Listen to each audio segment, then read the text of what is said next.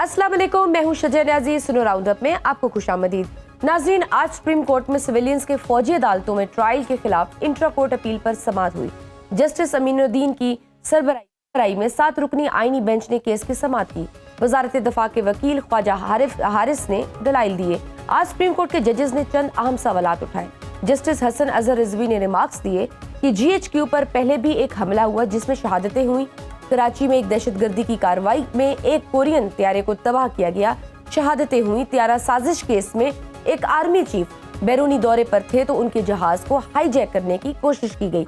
इन वाकयात में फौजी तंसीबात पर हमले हुए, शहादतें हुई। ये तमाम मुकदमात कहाँ चलाए गए?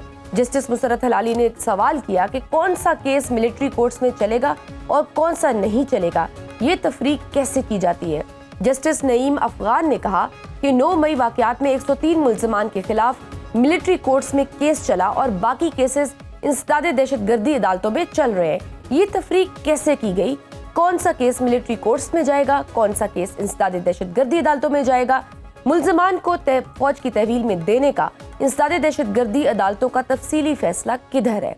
जस्टिस जमाल मंदुखेल ने सवाल उठाया कि इंसदादे दहशतगर्दी अदालत से मुल्जिम बरी हो रहा है, उसे फौजी अदालत से सजा हो रही है, क्या फौजी अदालतों में कोई खास सबूत फराहम किया जाता है? इंसदादे दहशतगर्दी अदालतों को क्यों नहीं मजबूत बनाया जाता? जजेस के अहम सवालात के बाद केस की समाअत फिर कल तक मुलतवी कर दी गई है। दूसरी जानिब इमरान खान ने मुज़ाकराती अमल रोकने की धमकी दे दी है।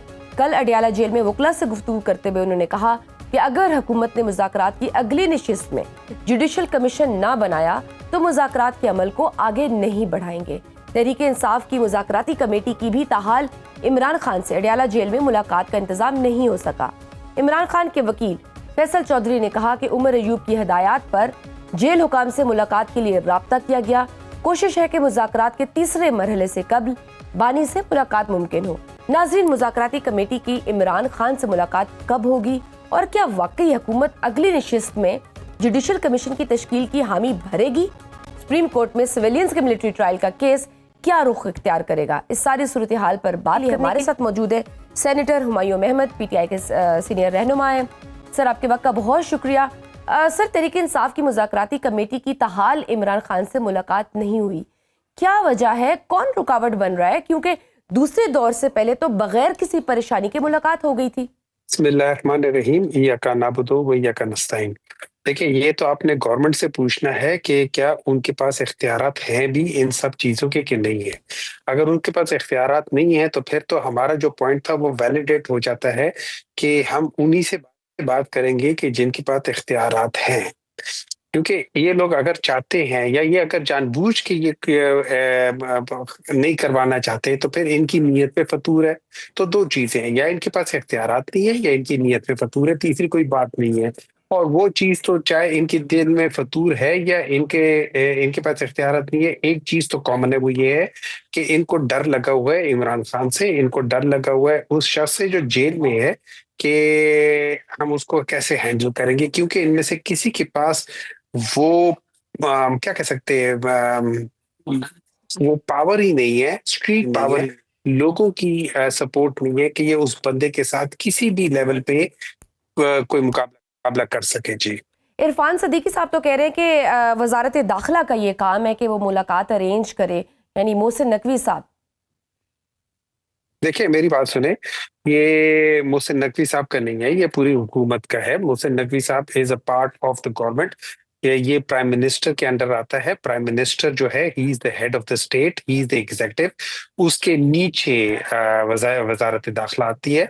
ये सारी चीजें अगर हुकूमत चाहती है तो फिर जब इनकी जरूरत पड़ती है, जब इनकी हालत खराब होती है, तो ये अपने जहाज भी भिजवा देते कि यार आके मिल लो, हम तुम्हें इस रात के 2 बजे, रात के 12 बजे मिलवा देंगे। तो ये चीज है। लेकिन जब दिल नहीं चाहता तो फिर ये कुछ बहाने, कभी ये इस पे कभी उस पे, ये सारे झूठ बोल रहे। यानी हम ये कहें कि प्राइम मिनिस्टर शहबाज शरीफ साहब के पास कोई इख्तियार ही नहीं है कि वो मुलाकात करवा सके इस हुकूमत के पास, जो आप इस पूरी हुकूमत के पास कोई इख्तियार नहीं है। They are irrelevant. लेकिन मेरी एक बात याद रखना, मैं सारे पाकिस्तानियों को याद कराना चाहता हूँ एक बात। पाकिस्तान तहरीक इंसाफ, इमरान खान पॉलिटिक्स में आया क्यों? क्योंकि हम, वो कहते हैं ना, हमसे पहले था अजब तेरे जहां का मंजर, कहीं मस्जूद ते पत्थर कहीं माबूद सजर। हमसे पहले पाकिस्तान की पॉलिटिक्स का ये हशर था, जो नैरेटिव होता था वो नैरेटिव ये था कि एक आदमी के ऊपर ये इल्जाम होता था कि ये सब कुछ खा जाता है, 10% है, 20% है, 40% है। तो दूसरा शख्स बयानिया, दूसरी पॉलिटिकल पार्टी का बयानिया क्या था, ये खाता है तो लगाता भी है। मतलब खाना नॉर्मल चीज थे, सवाल ये था कि सारा खाना है या थोड़ा सा लगाना भी है। इस चीज पे ये वोट लेते थे। जब इमरान खान आया, इन्होंने इन दोनों की चोरी, इन दोनों का जो पैसा चुराना था वो रोक दिया। जब वो रोक दिया, ये दोनों मिल गए, ये दोनों उसके खिलाफ हो गए। इन सब का सिस्टम पाकिस्तान को लूटने पे चलता है, इन सब के घर पाकिस्तान को लूटने पे चलते हैं, इन सब की जायदादें मुल्क से बाहर पाकिस्तान को लूटने पे चलती है। इमरान खान के आने के बाद इनका वो नहीं हो सकता जो ये चाहते थे।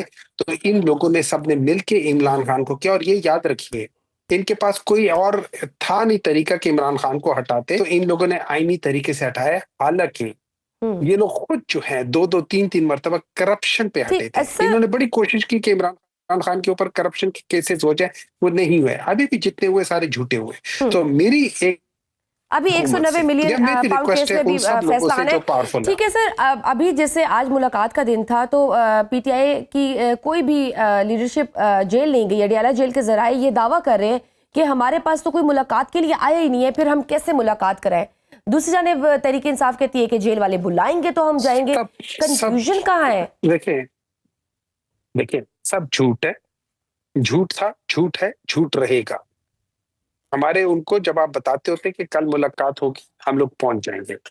जब हम वहां जाएं और हमें मुलाकात ना दें, वो ना दें, हम उधर जाएं क्यों? आप मुझे एक बात बताएं ना, मैं आपके पास आऊं, आपने अभी मेरे साथ किया ना, मैं तो मुल्क से बाहर हूं, लेकिन आपने मेरे साथ कोऑर्डिनेट किया, मैं आ गया हूं। मेरा अभी 15-20 मिनट में लेक्चर है, लेकिन मैं बाहर आ गया हूँ, आपसे कोऑर्डिनेट कर लिया। लेकिन जब कोऑर्डिनेशन नहीं हो, जब आप चाहेंगी नहीं, तो आप यहाँ मुझे बुला के कभी ये डिले कर लेंगी, कभी वो डिले कर लेंगी। ये सब डिलेइंग टैक्टिक्स है, nothing else. They don't want this thing to happen. ये सिर्फ दुनिया को बताना चाहते हैं कि हम इमरान खान के साथ निगोशिएशंस कर रहे हैं, अपनी वैलिडिटी दिखाना चाहते हैं। लेकिन सब जानते हैं कि ये कितने बड़े झूठ बोलने वाले लोग हैं और बेईमानी करने वाले लोग हैं। तो इसके लिए मैं तो अभी भी ये समझता हूँ कि आज भी अगर ये चाहते हैं कि निगोशिएशंस हो जाए, तो ये शुरू में निगोशिएशन को करें, और एक दफा नहीं, 2 दफा नहीं, रोजाना पीटीआई वालों को मिलने दें। इमरान खान साहब ने कह तो दिए कि आप तहरीरी तौर पर डिमांड्स कर लें। उन्होंने एक्सपेक्ट पैगाम जारी किया जिसमें कहा गया कि अगर अगले दौर से पहले जुडिशल कमीशन ना बना तो फिर मुज़ाकरात आगे नहीं बढ़ेंगे। तो अभी तक आपने तहरीरी मुतालबात ही सामने नहीं रखे, तो फिर कैसे अगली रिशिस में जुडिशल कमीशन बन जाएगा? देखिए, इस तरह ये है कि एक तरीका होता है, आप ओपन एंडेड नहीं छोड़ते, लेकिन अगर 31 जनवरी से पहले 31 जनवरी से पहले कोई चीज हो जाती है, कोई ऐसी बात हो जाती है कि डिस्कशंस हो जाती है कि जिसके आगे हम देखें कोई फ्रूटफुल चीज हो रही है, तो फिर वंडरफुल। लेकिन अगर फ्रूटफुल चीज नहीं हो रही है, तो फिर हमें नेगोशिएशंस करने की कोई जरूरत नहीं है। सो इस लिहाज से इसको ओपन एंडेड नहीं छोड़ा जा सकता। कोई ना कोई मुस्बत उसकी वजह होनी चाहिए, कोई मुस्बत उनका वो होना चाहिए कि यार ये चीज एक डेवलपमेंट मुस्बत हुई है तो आगे जा सकती है। तो सर, आप कोई मुस्बत नतीजा भी, सर आप कोई मुस्बत कोई पॉजिटिव रिजल्ट भी एक्सपेक्ट कर रहे हैं या नहीं? क्योंकि अभी तक तो जो सिचुएशन है उससे तो ऐसे ही लग रहा है कि बड़ा मुश्किल है कुछ इसमें से निकले। देखिए, ऐसा है, डिसीजंस इमरान खान ने लेने होते हैं, उनको बाहर के पता नहीं है, इसलिए उनके साथ पॉलिटिकल टीम का मिलना बहुत जरूरी है। पॉलिटिकल टीम में 6-7 बंदे होते हैं, हर एक का जाविया सोचने का डिफरेंट होता है।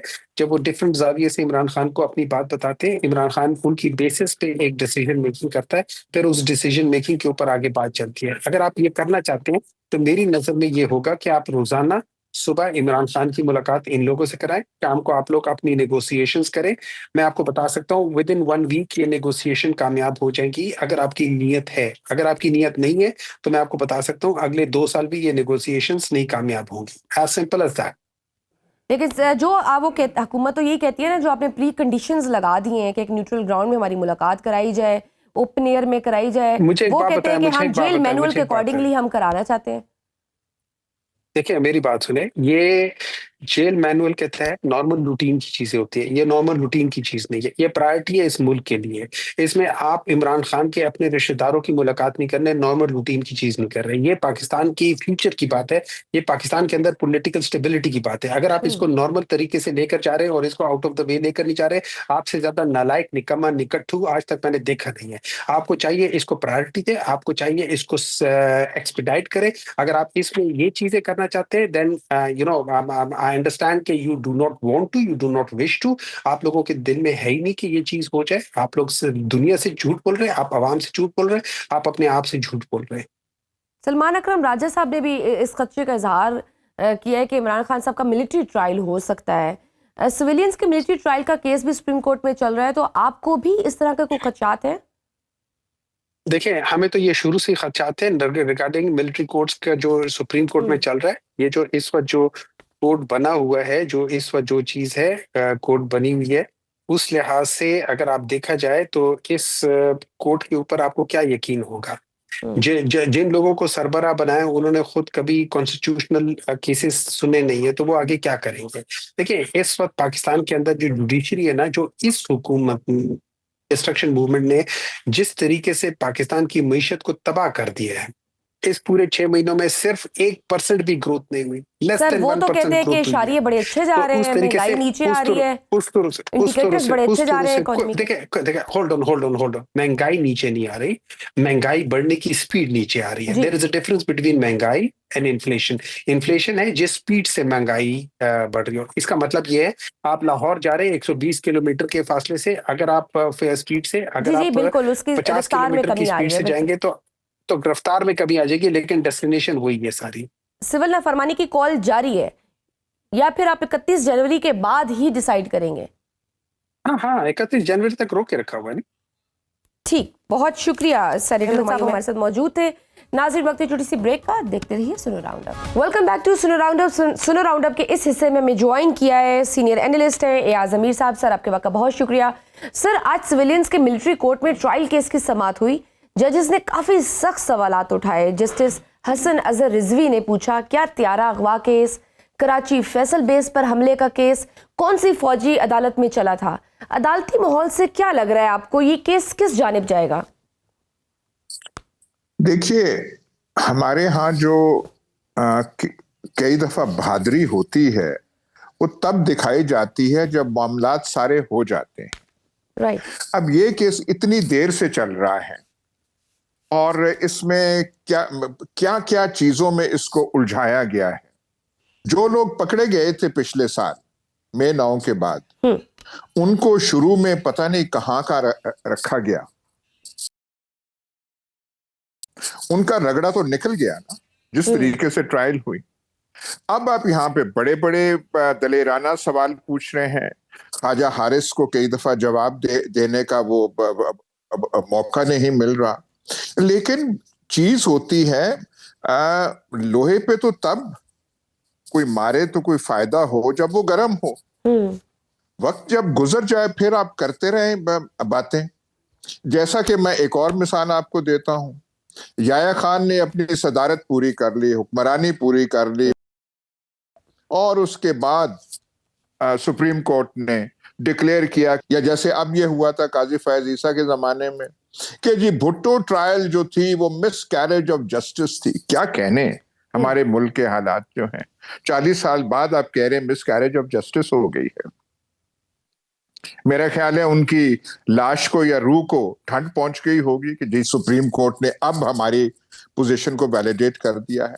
मतलब है कि इसमें पूरी दुनिया आपसे कह रही है कि जो ट्रायल है सिविलियंस का मिलिट्री कोर्ट में नहीं होना चाहिए जी।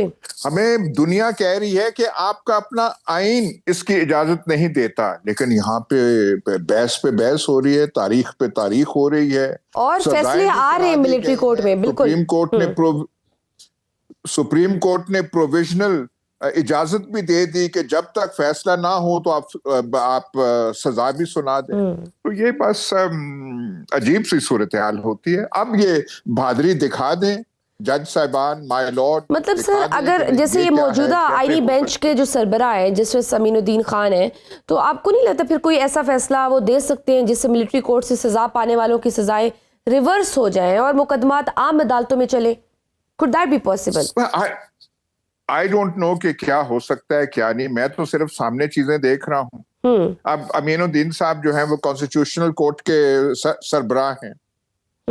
कोर्ट तो, सुप्रीम कोर्ट तो इमैस्कुलेट होगी ना, मतलब उसका कि कमजोर तो हो गई जो 26 अमेंडमेंट के बाद।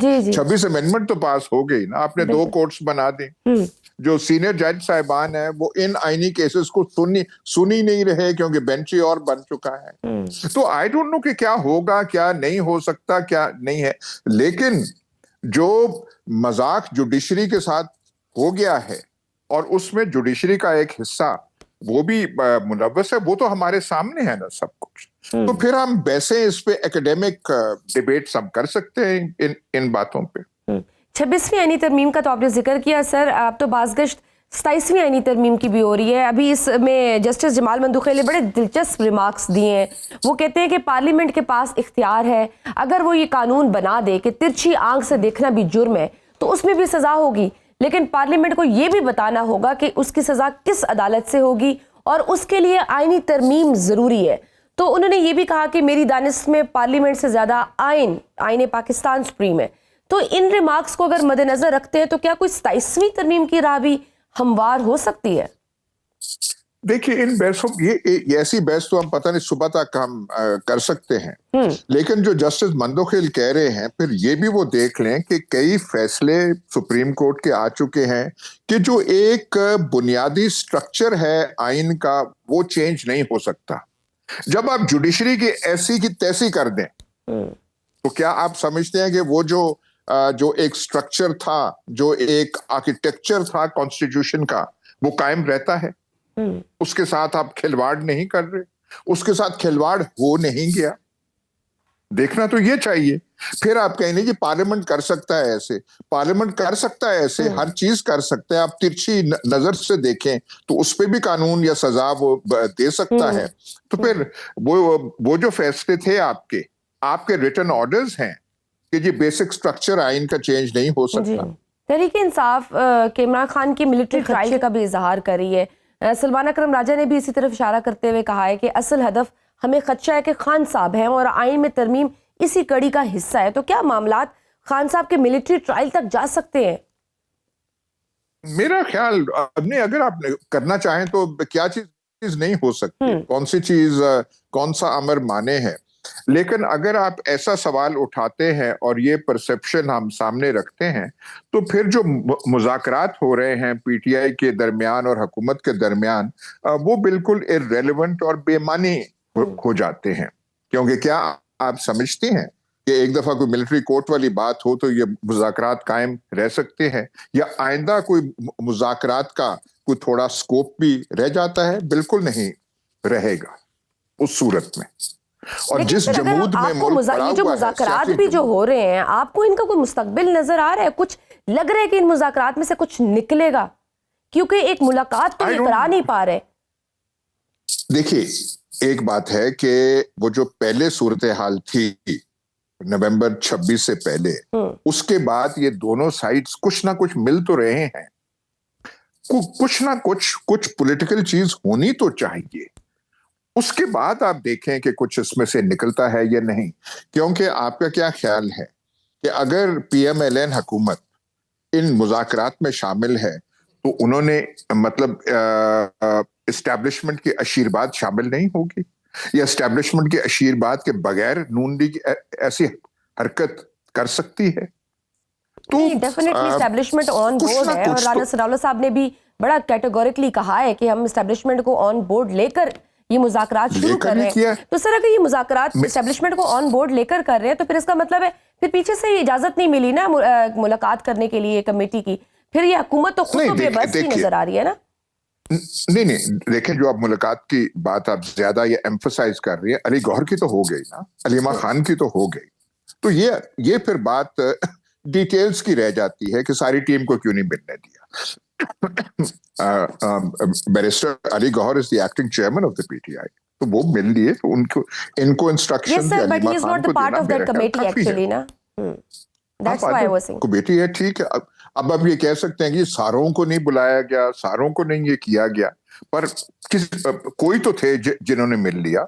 और उसके बाद खान साहब ने आप ये कुछ तो पॉजिटिव देख रहे हैं, आप इस मुज़ाकरात में से कुछ पॉजिटिव होता देख रहे हैं, आपको लग रहा है नतीजा खेज हो? मुझे कुछ नहीं, मैं नहीं कहने की पोजीशन में कि कुछ नजर आ रहा है, नहीं, मैं सिर्फ ये कह रहा हूं कि मुज़ाकरात ना होने से मुज़ाकरात होना बेहतर है। ठीक, मैं सिर्फ इतना कह रहा हूं। सही है। नवाज शरीफ साहब कहाँ गायब हैं? हर तरफ मुज़ाकरात की गूंज है, लेकिन वो इस सारे मामले में बिल्कुल ला ताल्लुक से नजर आ रहे हैं, सियासी मंजरनामे से वो बिल्कुल गैर हाजिर है। नहीं, मियां नवाज शरीफ जो है वो क्या कहते हैं, उनकी गवर्नमेंट जो है वो गवर्नमेंट उनकी एक्सटेंशन है। नून लीग तो है ना बीच में, शहबाज शरीफ बीच में है, बाकी हैं, तो that doesn't matter really, that's not an important point. ठीक सर, कुछ दिन कबल डोनाल्ड ट्रंप इंतजामिया के कुछ लोगों ने तहरीक इंसाफ के हक में काफी आवाजें उठाई, अब वो तूफान भी थमसा गया है। कुछ दिन तक अमरीकी इंतजामिया भी तब्दील हो गई, पाकिस्तान में अमेरिका के सफीर डोनाल्ड ब्लूम भी अलविदाई मुलाकातें कर रहे हैं, तो पाकिस्तान पर इन तब्दीलियों का कितना असर होगा?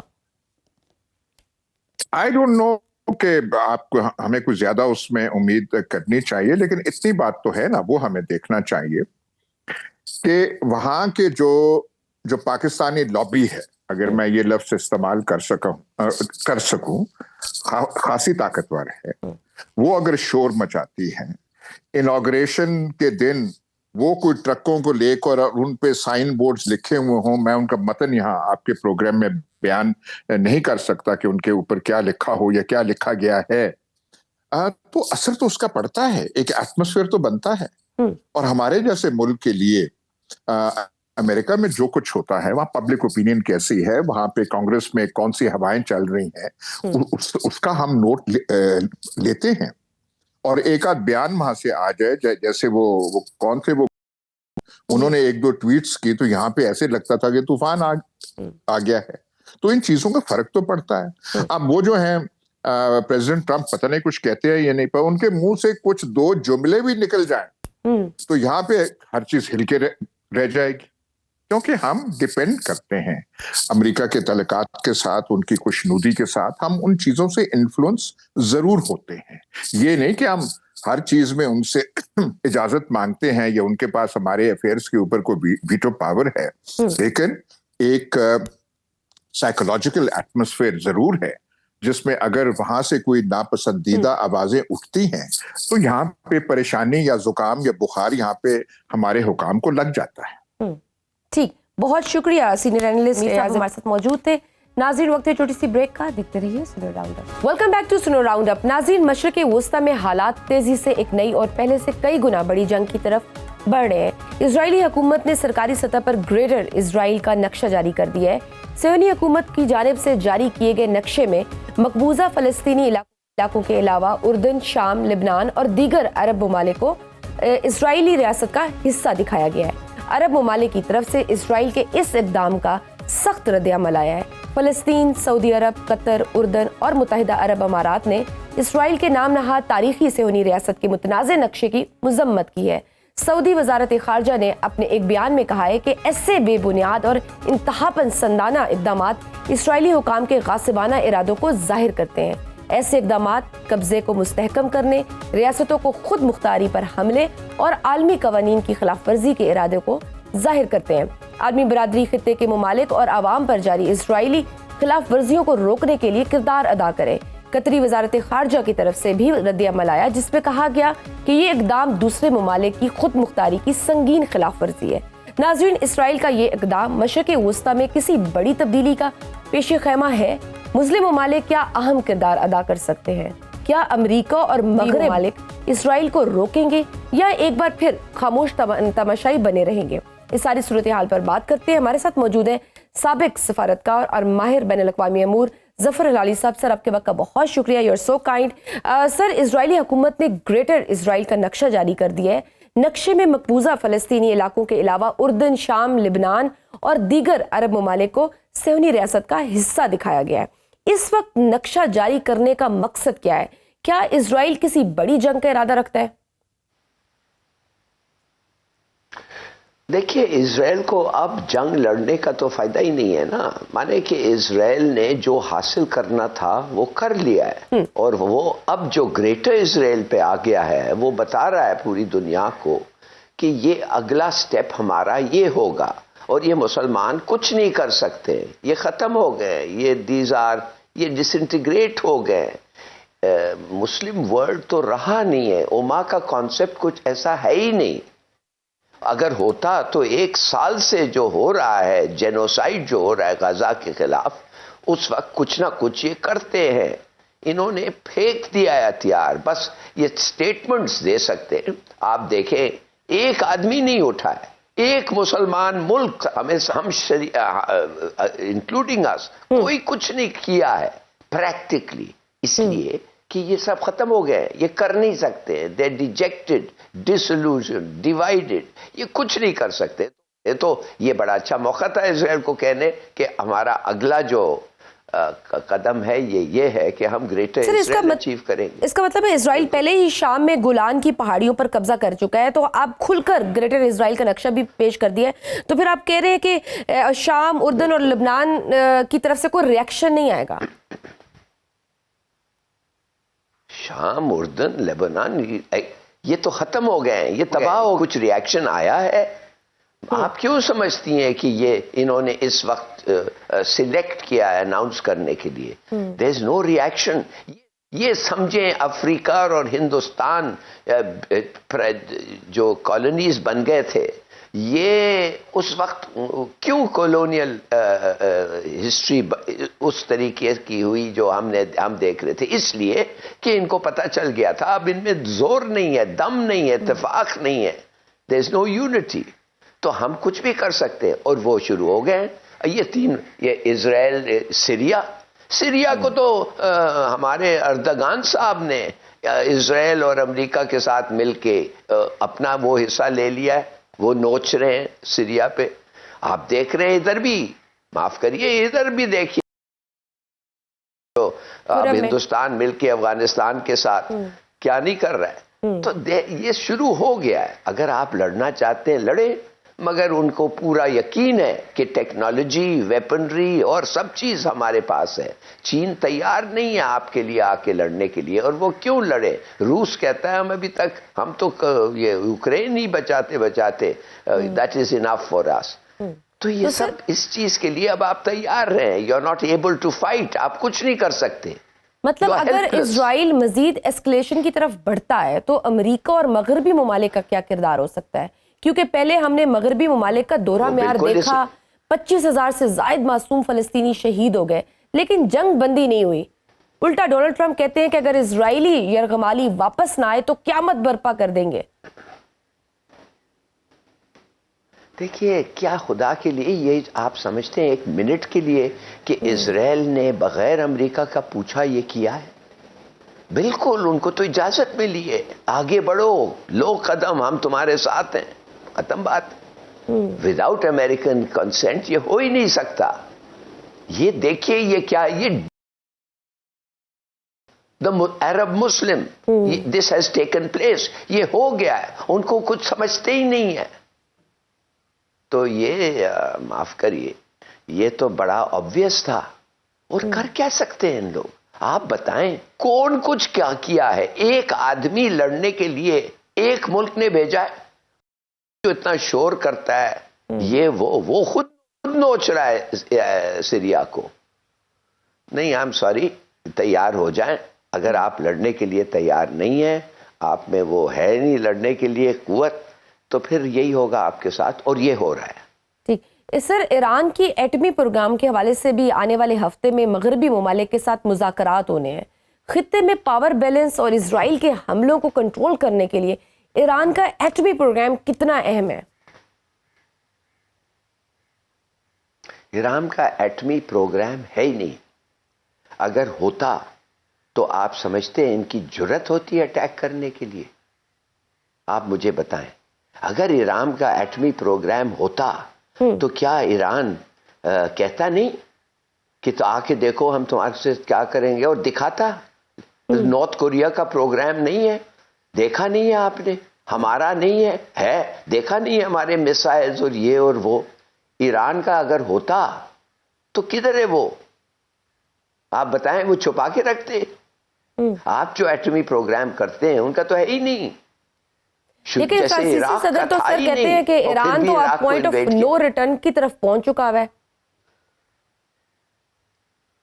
ईरान को भी यही होने वाला है जी, जो दूसरे मुल्कों के साथ, जो शाम, इराक, लेबनान, लिबिया, ये ईरान के साथ भी यही होने वाला है।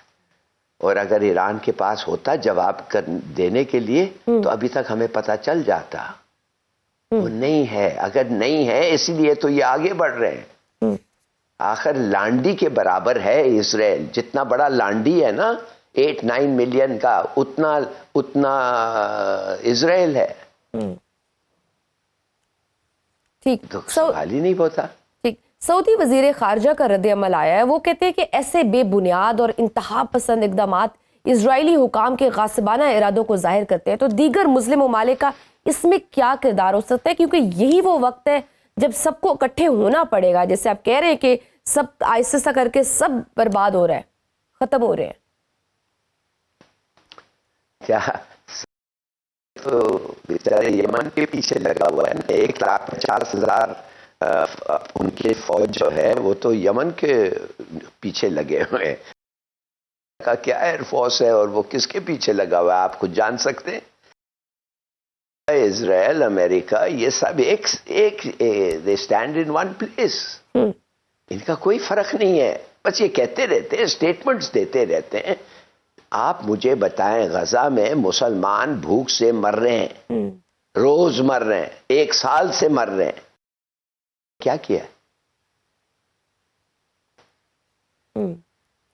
खित्ते में सर पड़ोसी ममालिक की अगर हम बात करें तो तालिबान और भारत में कुर्बतें बढ़ रही हैं। दुबई में अफगान तालिबान और भारतीय हुकाम के दरमियान एक अहम मुलाकात हुई है जिसमें बाहमी तजारती सरगर्मियों को फरोग देने की भी बातें हुई हैं। तो खित्ते की सियासत पर इसके क्या असरात मुरत्तब होंगे? देखिए, जब अमेरिका निकला था ना अफगानिस्तान से, 2 आर्म डंप्स, $2 बिलियन के हथियार, $4 बिलियन का हथियार अफगानिस्तान में अमेरिका छोड़ के गया है। अब आप मुझे बताएं, अगर उनको कोई फिक्र थी कि ये हथियार अफगानियों के हाथ में हम छोड़ के जा रहे हैं, क्या फिक्र थी? बिल्कुल नहीं थी। वो तो सीरिया में 340 रेड्स हुए हैं, सॉर्टीज हुए हैं इजरायली एयरफोर्स में, उनका मिलिट्री इंफ्रास्ट्रक्चर खत्म करने के लिए। इधर तो वो छोड़ के गए हैं उनके लिए। इसलिए अफगानियों ने कहा, हाँ हम तुम्हारे को कह रहे हैं, हम टेररिज्म को नहीं आने देंगे, लिहाजा तुम हमारी मदद करो। तो उन्होंने कहा, हम 4 बिलियन के हथियार छोड़ के जा रहे हैं, ये तुम पाकिस्तान के खिलाफ इस्तेमाल करते हो और दूसरे जो हमारे दुश्मन आ रहे हैं उनके खिलाफ इस्तेमाल कर सकते हो। नहीं तो छोड़ के क्यों गया? ये कहते हैं कि उनको शिकस्त मिल गई। कितने अमेरिकन मरे हैं आपको पता है? 20 साल में 4,000 कैजुअलिटीज, कुछ लॉस हो सकता है, आप समझ सकते हैं। 4,000 तो वो रोड क्रॉस करते हैं, अमेरिका में मिलते हैं मेरे ख्याल में 1 साल में। देखिए, प्लीज अंडरस्टैंड, ये सब प्लान हुआ है। ये हिंदू कैसे पहुंच गए जी अफगानिस्तान को? उधर से उन लोग की हथियार लेते हैं, पैसे देते हैं अफगान गवर्नमेंट को, वो हथियार को तकसीम करते हैं और हमारे खिलाफ लड़ रहे हैं अभी। तो सर फिर तो इस मुलाकात से फिर आप जैसे कह रहे हैं साबित हो रहा है कि भारतीय रॉ अफगानिस्तान और टीटीपी के साथ मिलके काम कर रहा है और पाकिस्तान में अदम इस्तेहकाम की कोशिश कर रहा है। तो फिर पाकिस्तान को नए ऑप्शंस पर गौर करना पड़ेगा क्या? देखिए, ऑप्शंस आपके पास है क्या? आपने कहा है कि आप लड़ेंगे उनके खिलाफ, लड़ रहे हैं आप उनके खिलाफ, ठीक बात है। आप एक न्यूक्लियर मुल्क हैं, तो अब वो क्या करना है? वो चाहते हैं कि आप डिसइंटीग्रेट। अमेरिका, इजराइल और इंडिया का एक एजेंडा है। आप देख रहे हैं कश्मीर में वो कैसे एक ही पॉलिसी, जो फिलिस्तीन में पॉलिसी है इजराइल का, वो हिंदुस्तान का पॉलिसी है कश्मीर में। मुसलमान मेजॉरिटी को खत्म करो, सेटलमेंट्स लगाओ और भगाओ मुसलमान को कश्मीर पे। यही हो रहा है। और तो और उधर भी सर, यही हो कश्मीर रहा का है। नाम भी ये तब्दील इकट्ठे करने हैं। की बातें हो रही हैं वहां तो। कोई फर्क नहीं पड़ता जब तक एक साइड के पास वो हथियार, वो कुव्वत ना हो कि इसको इंप्लीमेंट करें। मगर तो कोई फर्क नहीं पड़ा। हम 50 साल से पर्शियन गल्फ कहते हैं, ईरान पर्शियन गल्फ कहता है, अरब्स अरेबियन गल्फ कहते हैं, कोई फर्क नहीं पड़ता। मगर जब उनके पास ये आ जाता है कुव्वत और करने लगते हैं, तो फिर एवरीबॉडी, सब लोग चौंक के उठ जाते हैं, कहते हैं यार ये क्या हो रहा है, और यही हो रहा है। बिल्कुल सही, बिल्कुल सही। वेरी थैंक यू भाई। टेक्नोलॉजी की मोनोपोली आ गई है। ठीक, thank you so much sir. सफीर बैनुल अक़वामी अमूर के माहिर ज़फ़र अली साहब हमारे साथ मौजूद थे। नाज़रीन, आज के प्रोग्राम में बस इतना ही। मुझे दीजिए इजाज़त। अल्लाह हाफ़िज़।